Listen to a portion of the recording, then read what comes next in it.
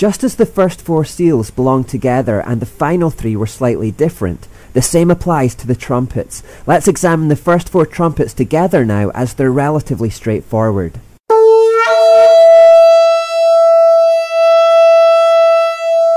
The first angel blew his trumpet, and hail and fire mixed with blood were thrown down on the earth. 1/3 of the earth was set on fire, 1/3 of the trees were burned, and all the green grass was burned. The first judgment is hail and fire mixed with blood falling from the sky. Now what would cause hail and fire mixed with blood to fall from the sky? Some suggest a volcanic eruption. That would certainly explain the image of fire falling from the sky, and there have been previous examples of blood-red coloured rain falling to earth, possibly as a result of the dust and ash being thrown into the air and mixing with the water as it falls from the clouds. Volcanoes are also known to produce spectacularly violent thunderstorms, and this could account for the hail. Others speculate that this image of fire raining from the sky refers to a meteor shower, whereby the Earth will be bombarded by asteroids. A third theory is that solar flares could be to blame. Physicist Professor Michio Kaku recently stated that, "The sun is having a temper tantrum and it's getting worse and worse. My greatest fear is the Earth getting hit by a large solar flare and all hell could break loose." Whatever it is, we're clearly looking at a massive natural disaster, almost certainly some kind of storm which will have a devastating impact on the planet. 1/3 of the Earth's surface is going to be scorched by fire.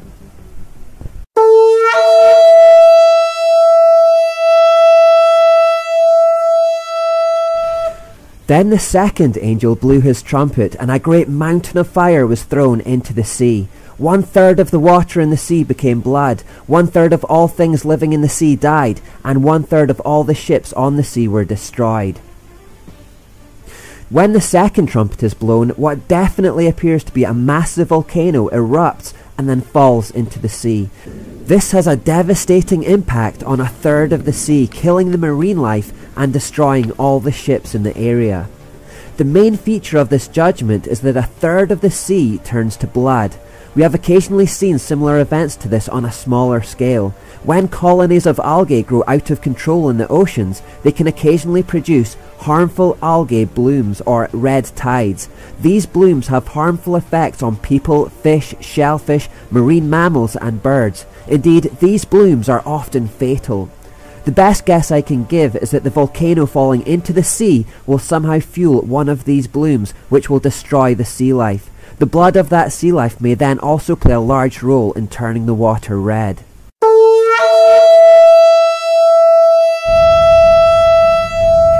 Then the third angel blew his trumpet, and a great star fell from the sky, burning like a torch. It fell on 1/3 of the rivers and on the springs of water. The name of the star was Bitterness. It made 1/3 of the water bitter, and many people died from drinking the bitter water. John describes a star falling from the sky, burning like a torch.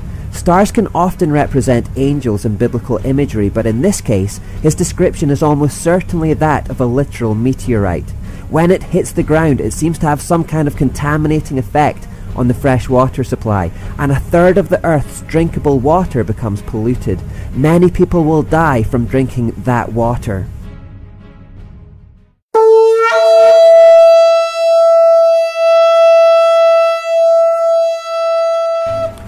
Then the fourth angel blew his trumpet, and 1/3 of the sun was struck, and 1/3 of the moon, and 1/3 of the stars, and they became dark, and 1/3 of the day was dark, and also 1/3 of the night. When the fourth trumpet is blown, there are more problems with the sun, moon, and stars. Since the sun had already been described as going dark, and the moon had already been described as turning blood red back at the sixth seal, we must deduce that those previous events were only temporary solar and blood moon lunar eclipses. Such things are relatively common, so the sixth seal eclipses must have been unusual in some way to signify the transition out of the tribulation and into the day of wrath, but no lasting damage will have been done at that time. Here, however, it seems that there is severe and permanent damage done to the sun, moon, and stars, which all lose 1/3 of their brightness. Not only will this create more darkness on the Earth, but obviously a diminished sun will lead to a drop in temperatures too.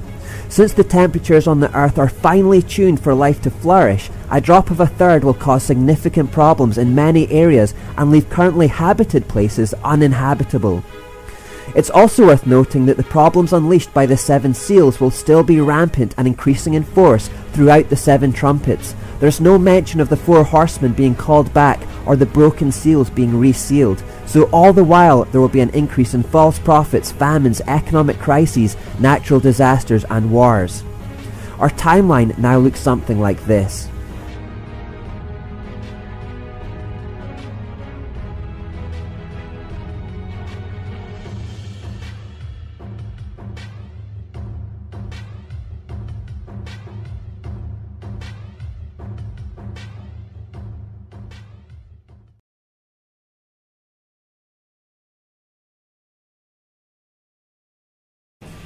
The judgments that come with the final 3 trumpets are slightly different from the first 4, and they're harder to interpret. They are specifically described as 3 woes or 3 terrors that are going to be inflicted upon the earth. John says, "Then I looked and I heard a single eagle crying loudly as it flew through the air, 'Terror, terror, terror to all who belong to this world because of what will happen when the last 3 angels blow their trumpets.'" Clearly, the final 3 judgments are going to step things up a notch. As we explore them, notice that whereas the first 4 trumpets describe problems with the natural world, the final 3 herald problems which are primarily rooted in the supernatural world. That's why the Bible will use a lot of metaphorical imagery for these final trumpets. It's often describing unseen things that we have no natural reference points for. Don't be intimidated by the imagery though, it just takes a little patience and exploration to attain the meanings. The 5th trumpet is described like this. "Then the 5th angel blew his trumpet, and I saw a star that had fallen to earth from the sky, and he was given the key to the shaft of the bottomless pit. When he opened it, smoke poured out as though from a huge furnace, and the sunlight and air turned dark from the smoke. Then locusts came from the smoke and descended on the earth, and they were given power to sting like scorpions. They were told not to harm the grass or plants or trees, but only the people who did not have the seal of God on their foreheads. They were told not to kill them, but to torture them for 5 months with pain like the pain of a scorpion sting. In those days people will seek death, but will not find it. They will long to die, but death will flee from them. The locusts looked like horses prepared for battle. They had what looked like gold crowns on their heads, and their faces looked like human faces. They had hair like women's hair, and teeth like the teeth of a lion. They wore armor made of iron, and their wings roared like an army of chariots rushing into battle. They had tails that stung like scorpions, and for 5 months they had the power to torment people. Their king is the angel from the bottomless pit. His name in Hebrew is Abaddon, and in Greek Apollyon, the destroyer. The first terror is past, but look, 2 more terrors are coming. Iron-clad locusts with hair like women and teeth like lions. See how there is a noticeable step up in the difficulty of the imagery. So let's walk through it very carefully. Firstly, John sees a star that had fallen to earth from the sky, holding a key. What is this star? Well, in Scripture, stars metaphorically represent angels, and since the star is called a he and is seen to be performing the actions of a personality, namely unlocking the bottomless pit, we can safely assume that this is indeed an angel rather than a literal star. Some try to pin his identity down in greater detail and suggest that this is Satan. Certainly Satan is described as a falling star in other parts of the Bible, but this is not him. Indeed, towards the end of Revelation, we'll see the same angel, the one who holds the keys to the bottomless pit, grabbing Satan to throw him in there. So this is a distinct character. Revelation doesn't name him, so his identity is actually not very important. The point is just that he opens up the bottomless pit and releases a plague of locusts from within. That brings us on to the next puzzling part. What are these bizarre-sounding locusts actually depicting? They are described as having the hair of women, the teeth of lions, armor of iron, and human-like faces. We're also told that, unlike real locusts which cause chaos with vegetation, these metaphorical locusts will cause chaos with people. Clearly, these are not literal descriptions of locusts, but are metaphorical and grotesque pictures of something else. The big clue as to what they are is in the fact that they are released from a place called the bottomless pit. The bottomless pit is actually identified in several other passages of the Bible as a prison where evil or demonic spirits are currently being detained until the day of judgment. Jude refers to the pit when he says, "And I remind you of the angels who did not stay within the limits of authority God gave them, but left the place where they belonged. God has kept them securely chained in prisons of darkness, waiting for the great day of judgment." Peter talks about the pit, calling it Tartarus when he says, "For God did not spare even the angels who sinned. He threw them into Tartarus, in gloomy pits of darkness, where they are being held until the day of judgment." When Jesus was casting out a group of demons called Legion in Galilee, remember how they pleaded with him not to send them to the pit. Luke records it like this: "As soon as the demon-possessed man saw Jesus, he shrieked and fell down in front of him. Then he screamed, 'Why are you interfering with me, Jesus, Son of the Most High God? Please, I beg you, don't torture me,' for Jesus had already commanded the evil spirit to come out of him. This spirit had often taken control of the man. Even when he was placed under guard and put in chains and shackles, he simply broke them and rushed out into the wilderness, completely under the demon's power. Jesus demanded, 'What is your name?' 'Legion,' he replied, for he was filled with many demons. The demons kept begging Jesus not to send them into the bottomless pit." The bottomless pit is a place of unfathomable depth and darkness.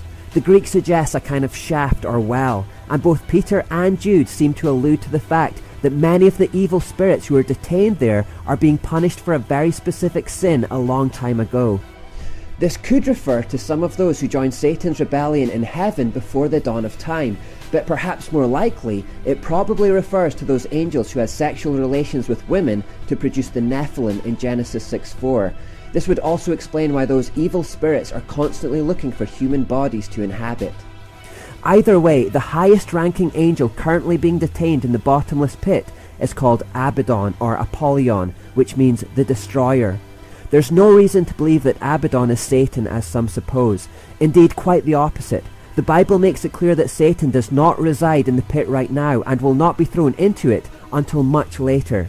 Therefore, Abaddon, the beast from the pit, appears to be a distinct character. The fact that he is named is also significant. Remember his name for later. Both Jude and Peter specify that the evil spirits in the pit are being held until the day of judgment, and here, as the fifth trumpet is blown, that day has arrived. We are in the day of wrath, or the day of judgment. Abaddon leads the horde of demons out of the unlocked pit and into the world, where they are given permission to torture and torment, but not to kill. They will most likely cause this torment by possessing the bodies of the godless, just like Legion had done to the man in Galilee. That man had become so mentally troubled that he went insane, running naked into the wilderness and living in a cemetery. These evil spirits who were confined to the pit until this moment will inflict similar torment on the people in the last days. They will cause emotional anguish, mental distress, restlessness, and severe depression in the people of the world. Sometimes the worst pain is internal, but demons are also very capable of inflicting physical harm too. Indeed, self-harm or cutting often has a demonic root. So severe will the misery and madness be that people will actually long to die to escape it. Remember when God allowed Saul to be tormented by an evil spirit in 1 Samuel 16 because of his disobedience? Saul could only find relief when David played his harp. The people in the last days will be similarly tormented, but will find no such relief. The Bible says that the torture will last for 5 whole months, or 150 days. That's the length of time of the fifth trumpet. 5 months, incidentally, is the same length of time that Noah's flood lasted in Genesis 7:24.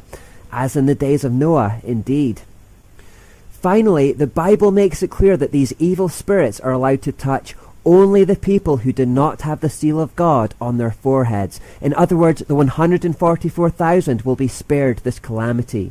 The fact that God can and does set such strict boundaries on the activities of the demons reminds us just how much he is still in control. Down on earth it will seem like all hell is broken loose, but actually everything is being enacted just as God decreed on the scroll. It's a bit like the book of Job, where God allows Satan to cause suffering for him and his family, but sets very tight limits on just how far Satan can go. God always sets the boundaries. God is always in control.